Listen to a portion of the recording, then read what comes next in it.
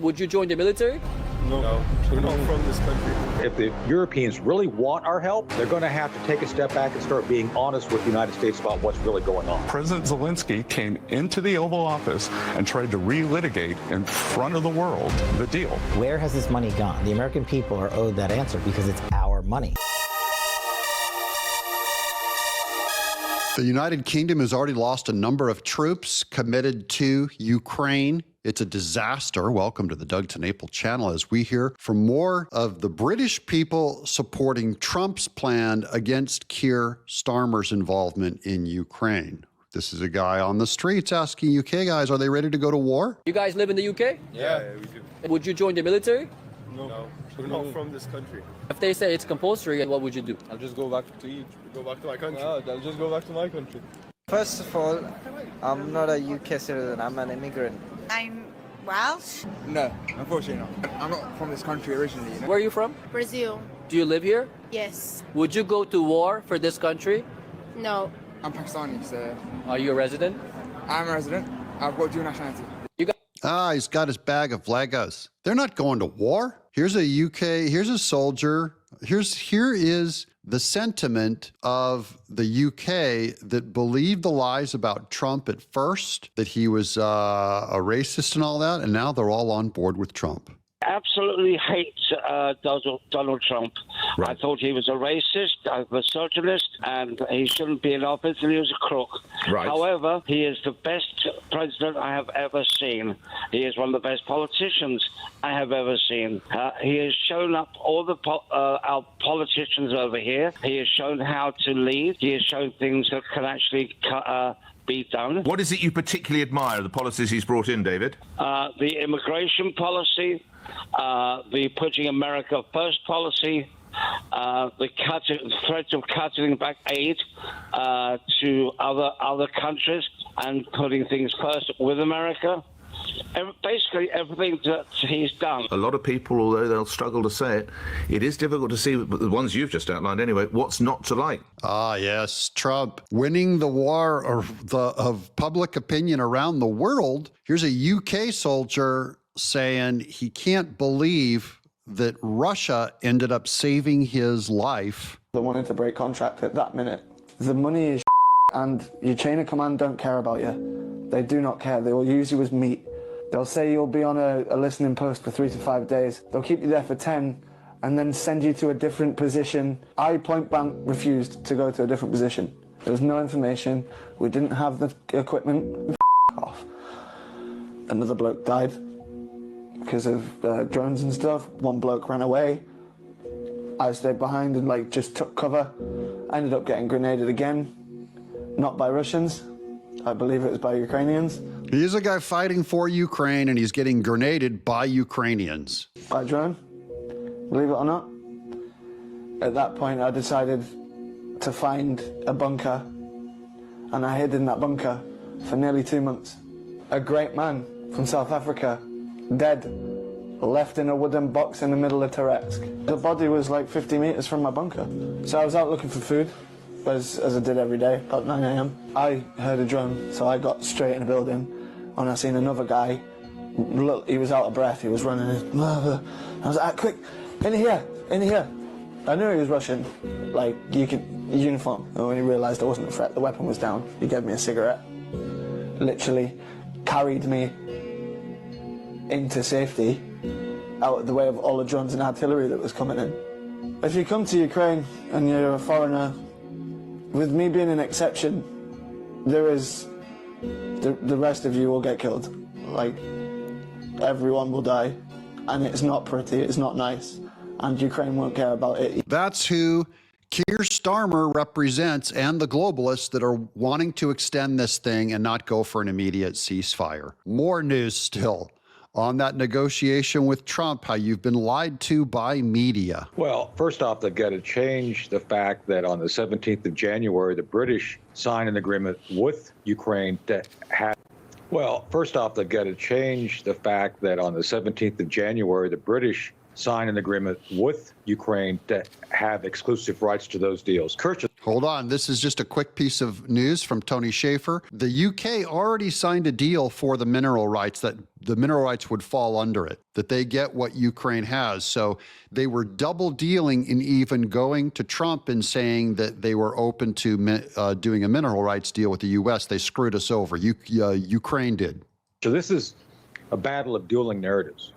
You can go check it out. This is on the British UK website. It talks about this 100-year Ukraine and UK signed a 100-year deal over security guarantees and economic development. So what happened is that I believe President Trump and his team found out that they were being played. So this has become a set of dueling narratives. The BBC just said today there's massive protests here. Zach Andrews just said all the European leaders are behind Zelensky. We are being played. We, the United States, are trying to be signed up to a deal that we provide security guarantees to a economic development deal that Keir Starmer has already signed them up to do. So the first thing it has to do is people have to take a step back and be honest with what's really going on. And so I think what happened here, I don't know the details, it wasn't in that meeting, but Kershaw, the president, was trying to play a straight line deal to sign an agreement with them over this mineral rights deal, knowing full well that the British had already signed on this 3 days before his inauguration. So where we go from here is both sides, if this is going to work, if the Europeans really want our help, they're going to have to take a step back and start being honest with the United States about what's really going on. Okay, so it's not just the UK that stabbed us in the back. American Democrats stabbed us in the back. Look at this post from Phil Holloway. Oh, the Democrats sabotaged the deal with Zelensky before he arrived. I'm shocked.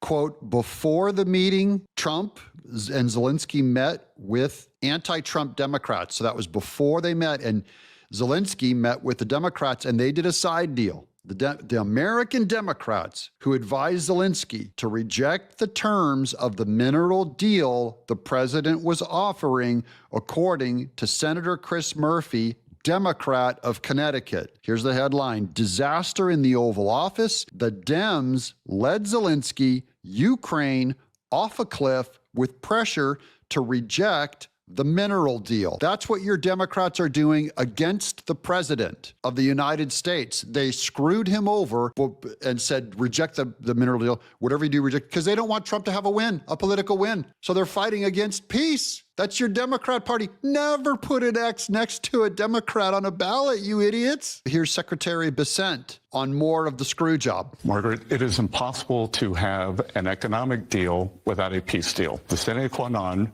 for an economic deal is that Ukrainian leadership wants a peace deal. I thought this was a building block towards getting to Well, it was supposed to be, but President Zelensky came into the Oval on Friday. There were three things that were going to be done. There was going to be a press conference. There was going to be a private lunch with 16 of us. And as you could see from Dan Scavino's the post on his X account, we were already set up to sign the deal. So it's unclear now. President Zelensky has thrown off the sequencing. And Margaret, let me tell you the most tragic part of this. The President Trump's idea for this economic arrangement was to further intertwine the American people and the Ukrainian people and show no daylight, to show the Russian leadership that there was no daylight. And President Zelensky came into the Oval Office and tried to relitigate in front of the world the deal. And the place to have done it would have been in the private lunch. And now we know they did it in private, in public, because the Democrats screwed Trump over. The Democrats told Zelensky during the big press meeting, stab him in the back and renegotiate on this deal that's defunct because the UK already has those rights. This is a giant screw job, guys. That's why I'm so happy to promote these points of view that no one else will tell you. Now, here's Trump on the new plan with Zelensky. Now, Zelensky will have no choice but to back down and accept Trump's terms. He's speaking about himself in third person. But here's the genius part. Trump is actually protecting Ukraine without dragging the U.S. into war. By negotiating a mineral deal, Trump ensures that Americans will be involved in Ukraine's mining industry. This prevents Russia from launching an invasion because attacking Ukraine would mean endangering American lives. That's what we told you guys last week. I can't believe I got this one right. I'm a barely literate comic book artist, guys. We predicted it. Something that would force the U.S. to respond if Russia attacked us. So Trump was trying to remove the daylight between us and Ukraine by entangling us into their mineral rights. By the way, everyone's saying like there are no mineral rights in the UK of significance. That's right. It was all made up. Trump was trying to get our people doing mining operations there that weren't even profitable to us to have a peaceful way to make Putin back down. And the Democrats undermined it, and the globalists undermined it. Trump played both sides like a master chess player. In the end, Zelensky will have no choice but to concede because without U.S. support, Ukraine cannot win a prolonged war against Russia. And once U.S. companies have mining operations in Ukraine, Putin will be unable to attack without triggering a massive international consequences. That is, it will trigger NATO because they'll be attacking a NATO ally, the United States. You morons, you tactical morons, you warmongers, you're so tiny-minded. Don't underestimate Donald Trump. In this game of chess, he's 10 moves ahead of everyone. That's Michael McCune. Now, here's more on Face the Nation, who are still playing 10 moves behind Trump. I know you have a lot of Ukrainian Americans in your district. You voted in support of last year's Ukraine supplemental. Are you comfortable with the Trump administration's decision to stop recognizing that Russia started the war in Ukraine? Russia is the aggressor. Putin is a war criminal. And Volodymyr Zelensky also fumbled the bag pretty hard. All those things can be true at the exact same time.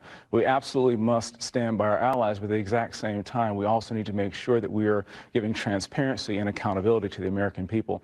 Under the Biden administration, billions of dollars were given away with very little accountability and no mission, no end state. I'm a combat veteran, and my soldiers expected from me that I would be able to articulate objectives, a mission, and an end state. And the commander-in-chief last time couldn't do that. Yeah. President Trump is doing everything that he can to get a lasting peace, an enduring peace in Eastern Europe and throughout the world. He's already ended one war in the Middle East. I think we should give him a chance to end one in Europe. We'll give him a chance to end one in Europe. This is going to go into the corruption also of Ukraine, because we can't trust them because they're taking our money and they're not giving accountability for it. That's going to be more and more in the news this week. Look, we had a meeting after that exchange, after the press was asked to leave, and we advised the president, pretty much unanimously advised the president that after that insult in the Oval Office, we just do not see how that could move forward, that any further engagement would only go backwards from this moment on. And that's what we walked over and told President Zelensky and his team. And let me just talk something very quickly, that this was some kind of ambush. Right. That is absolutely and categorically false. Okay, and that's what the media was running with, that it was an ambush, that they never intended to do the deal. Because the left, well, they'll never stop lying about it. Did you catch that? Zelensky admits that if Ukraine gets NATO membership, then he has fulfilled his mission. He's willing to step down because people, Lindsey Graham demanded he step down. And he's saying he won't step down, but he would if he was allowed to join NATO, which would put Europe on a collision course with Russia and World War III. If I am to be changed, and I'll hear how can I put it? With what's happening with the support to change me, it will not be easy, because it is not enough to simply hold elections. You would need to prevent me from participating in the elections, and it will be a bit more difficult. So they'll have to negotiate with me, and I said that I'm exchanging it for NATO membership. and then it means that I fulfilled my mission. He fulfilled his mission to join NATO. He's willing to step down and not be elected. He's very unpopular in his own country in Ukraine. He's got a 5% approval rating, but he's not running elections. That's why some were calling him a dictator. However, he said he's willing to step down because he just wants to get them into NATO. That's what this whole thing, he's being played by Democrats, by the globalists in Europe, and Trump's not going to get him and expand NATO because it's a huge trigger to Russia. Now, here's once again, this guy once called Zelensky his little brother. The president of Belarus played a pivotal role in brokering not one, but two peace deals between Russia and Ukraine. He sees himself as a bridge between Russia and the West. I just want to get him because I haven't seen this news covered by anyone, so I want to hear from the head of Belarus in this rare interview. He hasn't done a single interview with new media until now. Belarusian President Lukashenko, Putin's closest ally and Zelensky's former friend, Lukashenko reveals explosive new details about the Ukraine war, his relationship with Putin, and the secret moves that helped stop the mutiny that nearly brought Putin down. From back-channel negotiations to the future of Europe, nothing was off limits. It's the interview the mainstream media have been chasing for years. Here is a sneak peek.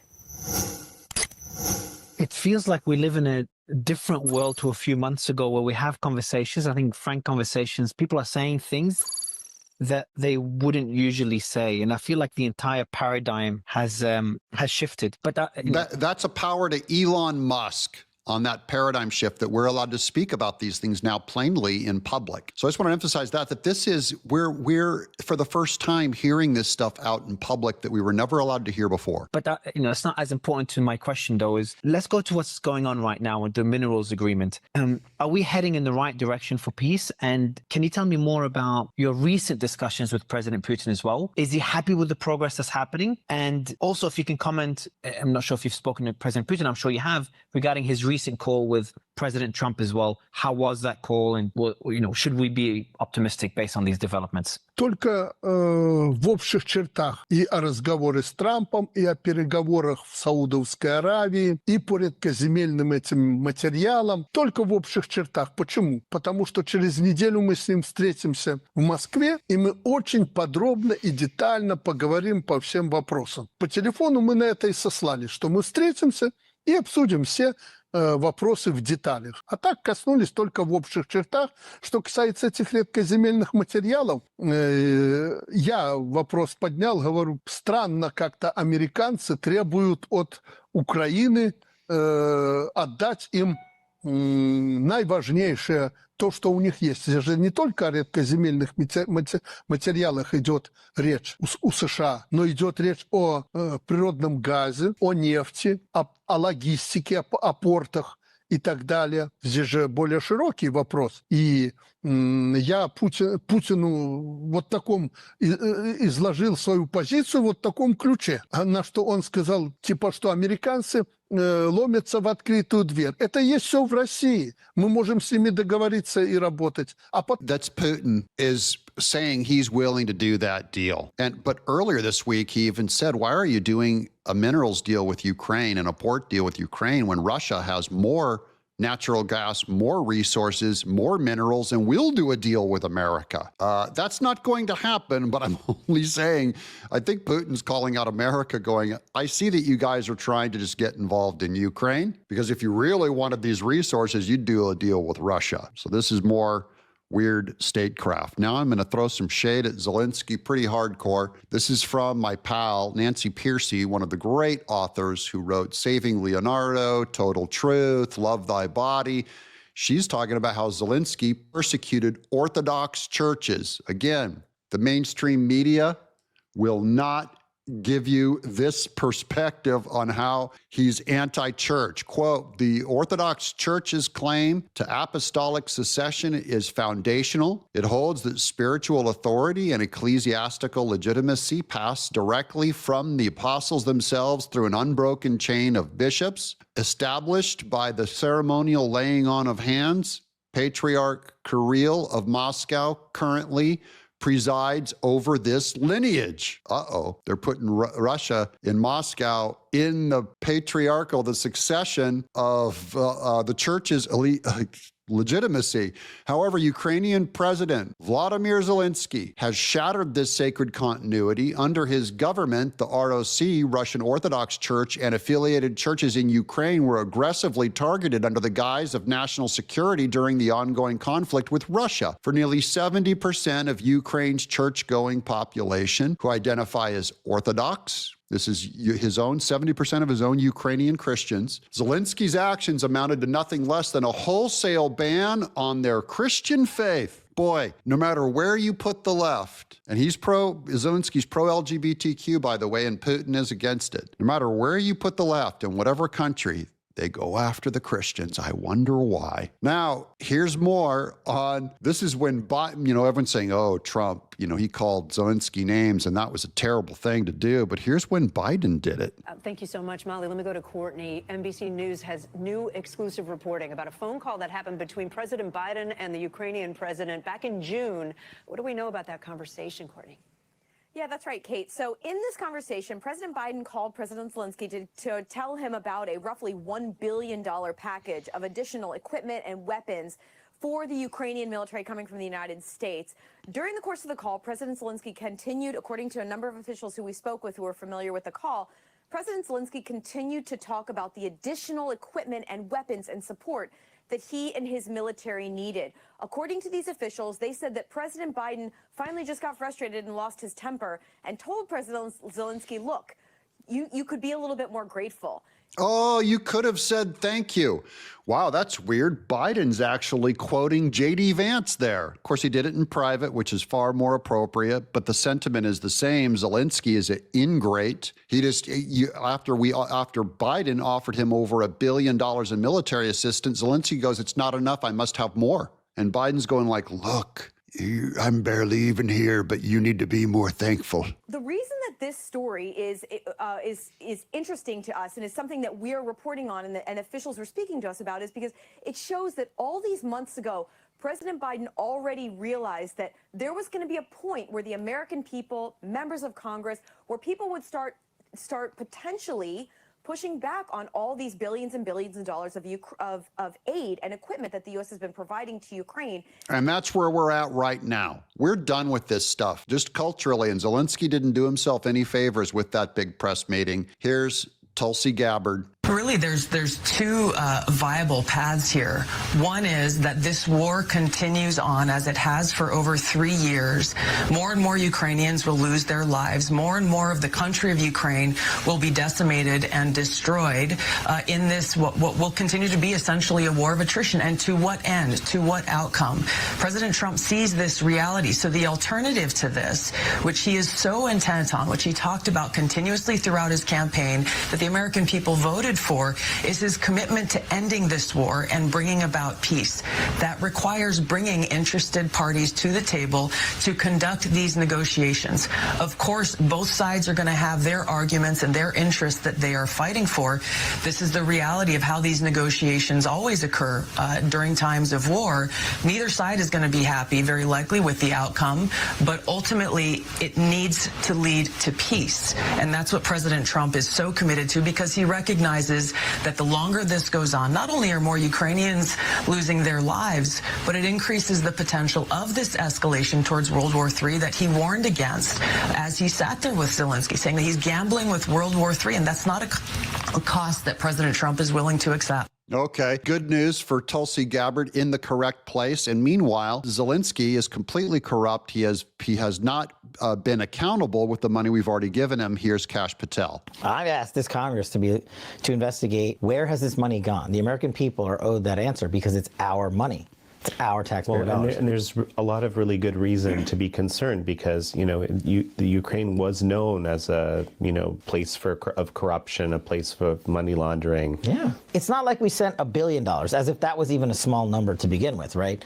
We've sent 100 times that to one country. I don't know how this Congress is allowed to get away with it. And Zelensky is out there. He went on the world stage and said Russia fired a rocket into Poland, which would literally be an act of war. Well, it turned out that Russia fired no such rocket. It turned out that the rocket came from the Ukraine and was fired into Poland. And it was a mistake, basically. If Zelensky's going to go out there and beg the world for more money and come to the U.S. and sit in the well of our Congress and say, we want more money, and then call and demand the new Speaker of the House provide more and more money, and call Mitch McConnell and say, we need more and more machinery, he needs to be more prepared about global statements that bring us to the precipice of war. That is, oh wow, that is part of what brought everyone into the war, was this missile that came in and hit Poland. And Zelensky goes, it's from Russia, it's from Russia. It was from Ukraine. What if it was intentional? I don't even know. The globalists might have planned this war, and that would be a false flag. Welcome to the Doug to Naples channel. Hope you guys have subscribed. That's how you say thank you. I'm Doug in exile.